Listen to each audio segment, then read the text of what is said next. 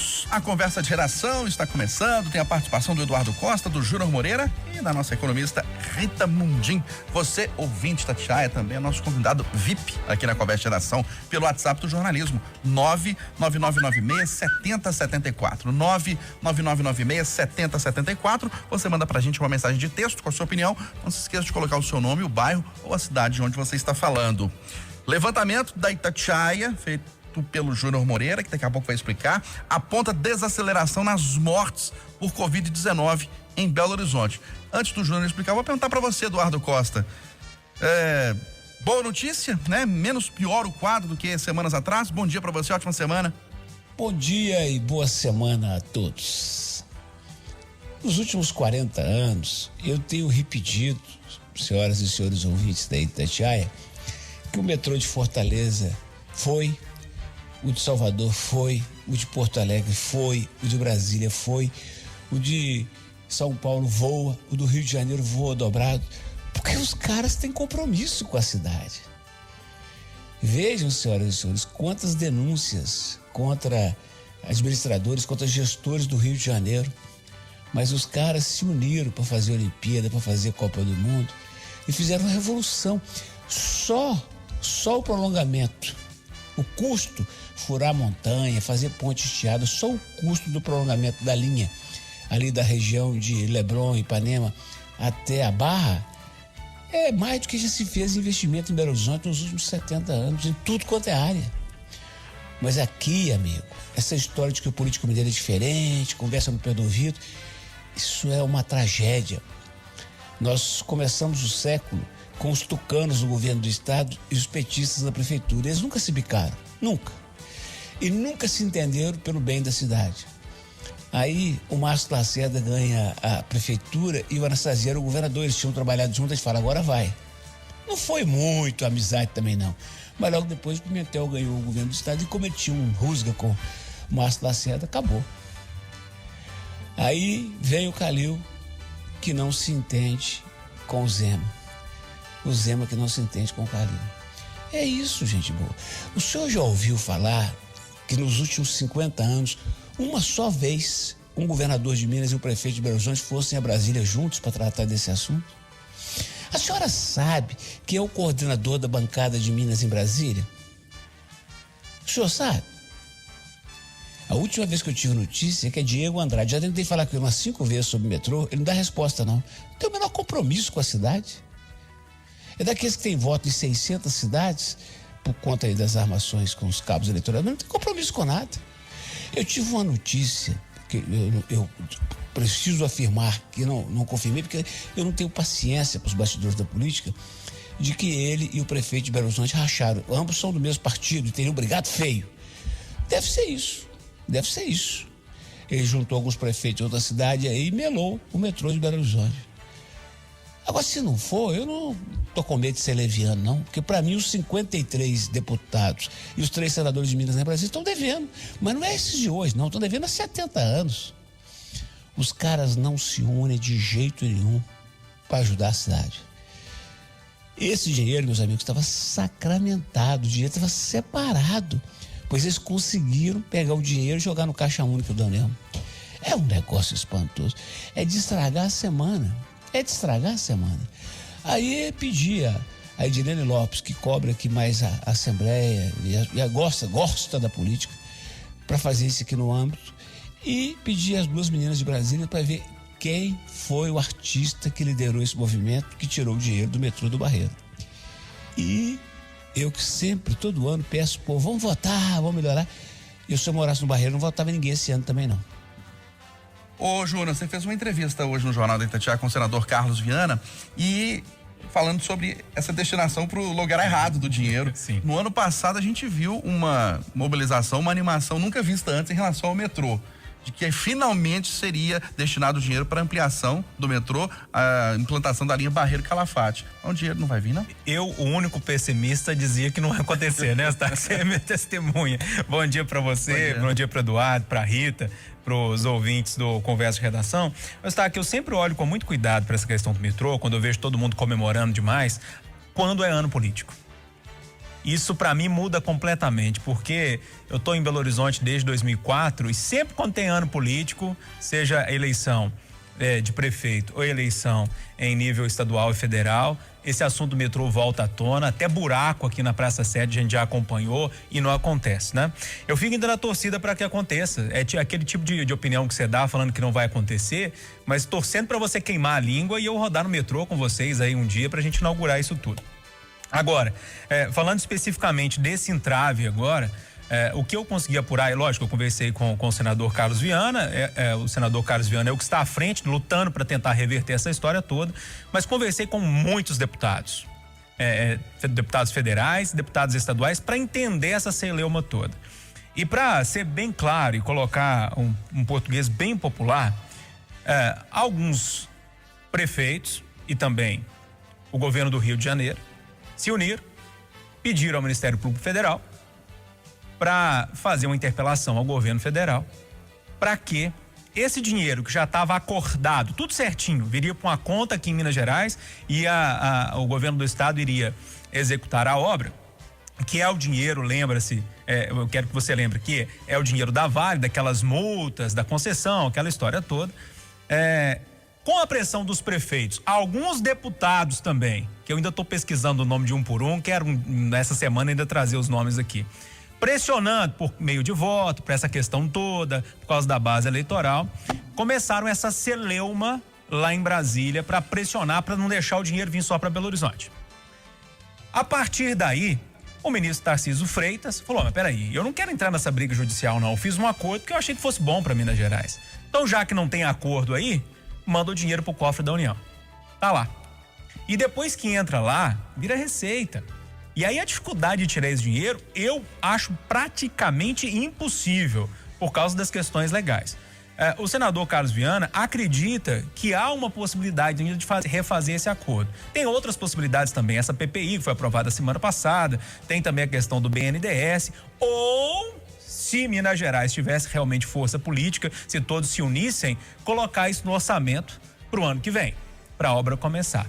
Então tem algumas opções na mesa, mas fato é que o dinheiro, aquele 1 bilhão e 200 milhões de reais que estavam destinados para começar a obra do metrô da linha da estação Calafate ao Barreiro, não estão mais disponíveis. Esses valores estão agora no cofre da União e dificilmente esses valores vão sair de lá novamente para essa obra. Ainda mais no momento de pandemia, o Brasil se endividou e esse dinheiro pode ser usado para cobrir um outro buraco. Ou seja, o metrô, Eustáquio, vai demorar. Ô, Júnior, para te falar a verdade, eu acho que só um milagre para esse dinheiro vir a Minas Gerais, porque desde que eu me entendo por gente, eu não lembro de uma destinação para uma obra, só para uma intervenção só em Belo Horizonte, de 1 bilhão e 200 milhões de reais. Vai ser agora, Rita Mundim? Bom dia para você mais uma vez. Eustáquio, bom dia. É difícil, né, quando entra a política no meio aqui no Brasil. Como o Eduardo bem disse, o Júnior agora. A sensação que a gente tem é que os nossos políticos, eles não se unem, mas cada um defende o seu curralzinho. E na hora que cada um fica defendendo o seu curralzinho, ninguém quer que um volume de dinheiro desse chegue para beneficiar tanta gente, né? Então é uma coisa muito triste. Espero que o senador Carlos Viana tenha sucesso aí nessa batalha difícil, torço por ele, mas uma andorinha só não sei não. Ô, Júnior Moreira, e esse levantamento que você detalhou hoje no Jornal da Itatiaia, feito por você trouxe essa desaceleração nas mortes por Covid-19 em Belo Horizonte? Pois é, Eustáquio, para eu explicar para o ouvinte o que eu fiz assim de forma muito tranquila, eu peguei o número de mortes dia a dia das últimas 5 semanas, né? Começando lá no dia 29 de junho e indo até o dia 31 de junho. Como a prefeitura divulga apenas os dados de segunda a sexta, né? Então eu peguei exatamente os 5 dias, fiz uma média simples e cheguei na média de mortes a cada semana. Então lá na primeira semana, 9,6 mortes. Depois na segunda semana subiu para 11. Aí na terceira semana, né, que é a semana entre os dias 13 e 17 de julho, foi aquele salto que foi o que a gente colheu da flexibilização lá atrás, daquela primeira, ou melhor, da segunda flexibilização. E aí as mortes saltaram para 20, 21, depois caiu um pouquinho para 20,6 e agora caiu para 19,2. Ou seja, a gente está numa tendência de 2 semanas de pequenas quedas. E aí eu me pergunto, será que essa é uma oscilação muito pequena? Dá pra gente falar que a gente estava no platô e agora começou a cair ou não? Eu fiz essa pergunta para alguns médicos infectologistas. 2 deles que trabalham assessorando a prefeitura nessa questão da Covid-19. O doutor Estevão Urbano me disse que é muito cedo para chegar em alguma conclusão com os dados que eu compilei. Mas disse que sim, os médicos estão com mais expertise no tratamento da doença e pode ser esse um dos motivos para que as vidas comecem a ser salvas, né? Nessa pandemia. Já o Dr. Carlos Starling, ele diz que a gente pode apontar assim uma desaceleração, mas é muito cedo para falar que a gente está realmente caindo, que pode ter uma oscilação ali nessa questão das mortes. E o Dr. Disseu Greco também, que eu conversei por telefone, me disse a mesma coisa. Olha, é cedo. Ou seja, os 3 dizem, é muito cedo para dizer alguma coisa, mas tem vidas sendo salvas e que bom que esses números estão caindo. Mas todos os 3 pediram um pouco de calma para a gente falar que a pandemia está desacelerando aqui em Belo Horizonte. Cautela, Eduardo Costa, nesse momento? Stark, deixa eu falar uma coisa aqui. Já fiquei sabendo, rapaz, já me informaram aqui, enquanto a Rita e o Júlio falavam, que esse Diego Andrade foi quem indicou também o cara do metrô aqui em Belo Horizonte. Você acredita, rapaz? Acredito. Demais. Então, esse é o cara que nós temos que achar. Alô, Diego Andrade, nós estamos te esperando hoje durante o dia para você explicar na Itatiaia. Não, você vai ter que dar uma explicação para nós. Diego Andrade, o sobrenome disso tudo, né? Ele é sobrinho e herdeiro político aí do Clésio Andrade, que não deixou saudade da política mineira, não. Diego, o senhor apareça, deputado. Eduardo, só abrir um parênteses, eu cheguei a conversar com ele sobre essas questões do metrô, né? Mas assim, tudo muito raso, assim, ele não aprofundou em muitas coisas, não. Talvez agora, com a matéria no ar, ele explique de forma mais profunda, né? Senhor Diego, o senhor, por favor, como líder da bancada mineira, o senhor nos explica o que está acontecendo com o dia que estava garantido e que sumiu. O senhor nos convence, a gente pede desculpa e vira que segue. Mas que o senhor está devendo explicação, tá? Sim. Sobre esse negócio de Belo Horizonte, os especialistas disseram que não está na hora de comemorar, mas eu sou otimista, eu comemoro. Está melhorando sim, graças a Deus. E está melhorando também no estado.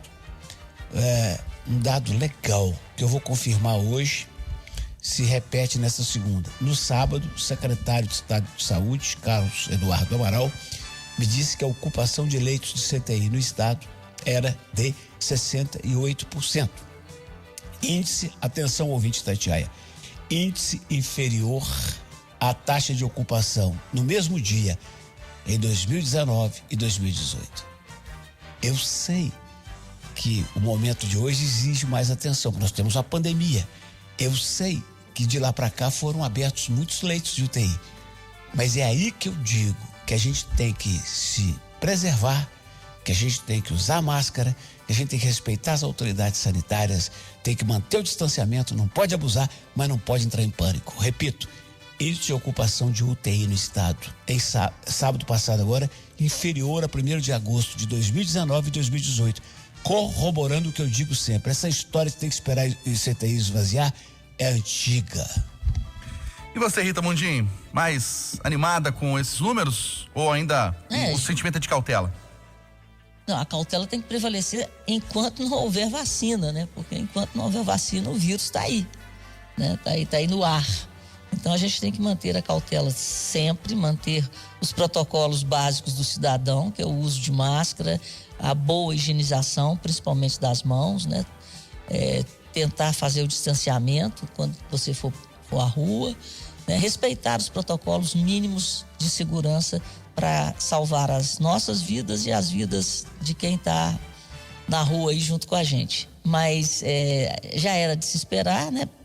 Estatisticamente falando, o vírus tem a sua curva, chegamos no topo e agora começamos a cair. O que preocupa é o que a gente tem visto, né, nas últimas semanas em países que já passaram pelo que nós estamos passando agora, que é essa possibilidade de uma segunda onda, como vem acontecendo na Ásia, na própria Europa, né? Então a gente tem que ter muito cuidado e aprender com o que está vindo de lá, né? Porque eles estão num momento, digamos assim, numa fase de convivência com o vírus mais adiantada do que a nossa. Então, o que nós podemos captar do que está acontecendo lá fora é redobrarmos a cautela para que a gente não passe pelo que a Espanha está passando, né? O Reino Unido, em alguns lugares, alguns pontos isolados. Então, a gente tem que redobrar a cautela e, como disse o Eduardo, eu sou otimista também, e torcer para que a gente esteja realmente descendo a montanha. E a vacina deve vir aí, né? Ô Rita Mundinho, o presidente Jair Bolsonaro admite a criação de um novo imposto, mas descarta aumento da carga tributária. É possível isso? É aquele imposto, até eu defendo, que é a ideia do ministro Paulo Guedes. Então, o que acontece? A carga tributária no país é muito alta, né? Em torno de 34% até 38% do PIB. Nesses 34% a 38%, 26% são impostos que incidem diretamente sobre a folha. Nós estamos no auge do desemprego, numa necessidade muito grande de revertermos essa situação. Então, nada mais oportuno do que tirar essa carga tributária para facilitar a geração de empregos formais. E a forma proposta para que isso aconteça não é o aumento, não é mais um imposto, mas você aumenta a base de quem paga esse imposto, ao invés desse imposto incidir em cima das empresas, esse imposto vai incidir em cima das transações eletrônicas, né, financeiras dos meios eletrônicos, e aí nós teríamos essa recuperação desse dinheiro, desses 26%, sendo paga por toda a sociedade e aliviando as empresas que poderiam contratar mais, no momento que isso é muito necessário. Eu acho muito inteligente e essa ideia do ministro Paulo Guedes de buscar aumento de base de arrecadação para diminuir a incidência da tributação em setores específicos, eu acho isso muito inteligente. Então, todos pagam menos, né, ao invés de poucos pagarem muito. Isso aí nós estamos falando sobre a folha. Agora, quem ganha mais, vamos falar sobre renda, isso também tem que ser modificado. Quem ganha mais tem que pagar mais. Então, eu acho essa proposta inteligente e oportuna. Não estamos diante de um novo imposto, mas diante de uma desoneração da folha com a criação de um imposto sobre operações financeiras em meios eletrônicos. Essa é a proposta do governo, no meu entender, oportuna, inteligente e transparente. Ô Eduardo Costa, o que você está esperando dessa reforma tributária, hein? O Mutum, que é um morador ilustre do Barreiro, passou um zap aqui para lembrar que sábado agora fez 34 anos que o metrô de Belo Horizonte está circulando, seu Stélio. 34 anos. E pensar que eu vi o lançamento da pedra fundamental na rodoviária. E ele também está lembrando que hoje é aniversário do Barreiro. O Barreiro está completando hoje 165 anos e continua sem metrô. Então, num país desse, com os homens públicos que temos, na sua esmagadora maioria, não dá pra gente ficar comemorando nada e nem... Eu sigo a Rita, que entende mais, que tá acompanhando mais, mas eu só vou achar a reforma boa depois que ela for consumada. Porque promete, depois vem, arrebenta o assalariado, ajuda o empresário. Ah, mas o empresário precisa porque gera emprego. E os outros que não dão conta mais de pagar? Né? Eu lembro quando o Fernando Henrique criou a chamada Lei Candir, que precisava de exportar, que era para ajudar, porque não sei o quê, porque patati, patatá. A turma da mineração, da soja e de outros produtos está rachando de ganhar dinheiro e o Estado está aqui quebrado, porque tiraram o principal fonte de imposto dele, que era o ICM, e dessas exportações. Eu vou, Sostar? Sim. Depois dessa do metrô, essa do imposto eu vou esperar mais de quem? Tá bom. E você, Júnior, o que tá esperando a reforma tributária? Tem que esperar, né? Porque esse negócio tá tão confuso. Primeiro, esse imposto sobre transações aí, quer dizer, dê o nome que queiram, né? Cada um dá um nome para essa história, mas é uma nova CPMF que vai incidir sobre as transações. Tem problemas, como todos os impostos. No caso dessa nova CPMF, alguns especialistas falam em imposto em cascata, né? Que vai incidir várias vezes sobre o mesmo valor, tributar várias vezes e tal. Mas ela ainda me parece a melhor opção, se realmente for uma troca, né? Desonerar para ter um outro imposto. Se realmente acontecer essa troca, ela me parece, tá, um bom imposto, porque a gente vai conseguir taxar várias transações que não são taxadas hoje, né? E eu acho que resolveria uma situação. E quem movimenta mais dinheiro vai pagar mais, quem movimenta menos vai pagar menos, me parece justo, né? Agora, o esquema todo é combinar com os deputados, porque nessa briga aí com Lira e Maia e sai, divide Centrão, essa confusão toda aí, eu não sei se o governo consegue aprovar essa história tão rapidamente assim, até porque o Maia não tá tão querendo essa CPMF, né? Então vamos esperar para ver, vai ser uma briga grande, eu já falei isso aqui, vai ser pior do que a reforma da Previdência. Ô Júnior, nova gasolina começa a ser vendida hoje no Brasil. Cleber Ribeiro teve agora de manhã nos postos, muitos motoristas ainda não estão sabendo que gasolina é essa, hein? Pois é uma gasolina que tem um pouco mais de qualidade, vamos resumir assim, ela parece com a gasolina europeia. Ela deve chegar mais cara nos postos. A Petrobras já está fabricando, já está distribuindo. O Clever disse que rodou em alguns postos e não conseguiu encontrar essa gasolina ainda, né? Porque tem uma questão de estoque. Então, os postos têm 3 meses ainda para vender o estoque que eles têm, né? E a partir daí vai ser só essa nova gasolina.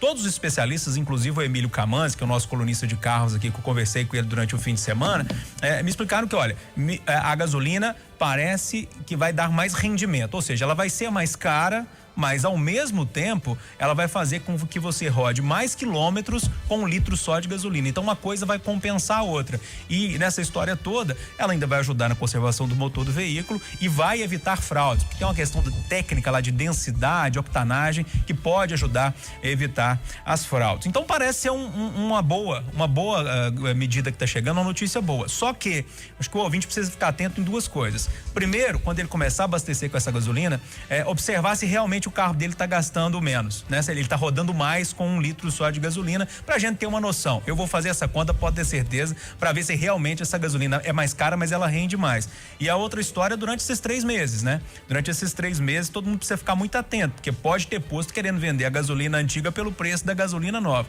Então, tirando essas 2 coisas, a gente precisa esperar para ver como é que isso vai acontecer no dia a dia. Acredita, Eduardo, em benefícios para o consumidor? Depois que sumiram com o dinheiro do metrô, essa semana não acredito mais nada, não. E você, Rita Mundim? Eduardo.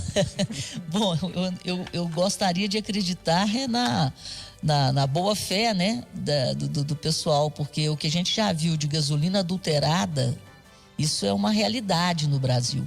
Então, isso aí que foi dito pelo Júnior, né, do pessoal vender a gasolina que não é a gasolina nova pelo preço da gasolina nova, misturar, esse tipo de coisa que me dá medo, né? Eu mesma já fui vítima de gasolina adulterada com sérios problemas no meu carro.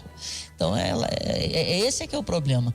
Então, a gente tem que ter um pouco mais de fiscalização e nós somos os fiscais daquilo que consumimos. Então, vamos ficar de olho e vamos denunciar se essas práticas persistirem. Isso que você falou é muito interessante mesmo, viu, Júnior? Porque boa parte dos postos vende a gasolina aditivada hoje pelo mesmo preço da comum. Como é que pode? Se a gasolina aditivada é melhor, né? Essa que a gente já conhece há muito tempo. Como é que pode praticar o mesmo preço? Entendi. Né? Sinal eletrônico da Itatiaia vai marcar 9 horas em ponto em Belo Horizonte. Final do Jornal da Itatiaia, primeira edição desta segunda-feira. Apresentação Aline Neves e Eustáquio Ramos. Vem aí, ô Cirantão. Ótima semana a todos.